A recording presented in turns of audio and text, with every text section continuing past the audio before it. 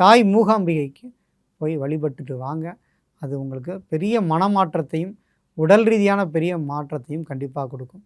புத்திர பாக்கியம் இல்லாமல் அவதிப்படுறவங்க, அவங்க பொதுவாக உங்களுக்கு அந்த ராகு புத்தி அல்லது கேது புத்தி இது மாதிரி சர்ப்ப தோஷங்கள் ஏற்படக்கூடிய அமைப்பு இருந்திருக்கும். உங்கள் ஜாதகத்திலையும் 5ஆம் இடம் கெட்டு போயிருக்கும்.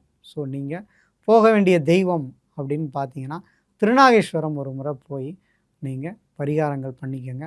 உங்களுக்கு கண்டிப்பாக குழந்தை பாக்கியம் இல்லாதவங்களுக்கு கண்டிப்பாக குழந்தை பாக்கியங்கிறது கிடைக்கும்.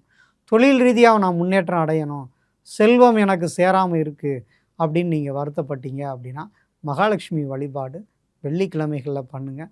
உங்களுக்கு சுக்கிர தோஷம் விலகி திருமணமாகாதவர்களுக்கு திருமணமும், நமக்கு வர வேண்டிய பணம் வராமல் இருக்கிறவங்களுக்கு பண வரவுகளும் கண்டிப்பாக கொடுக்கும்.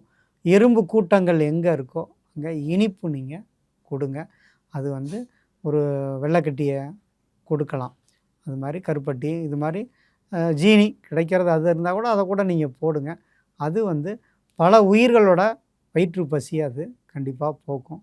ஸோ அந்த எறும்புகளோட அவங்க கொடுக்குற ஆசீர்வாதங்கள் உங்களை கண்டிப்பாக இந்த கெடுபலன்கள்லேருந்து கண்டிப்பாக மீட்டு கொடுக்கும்.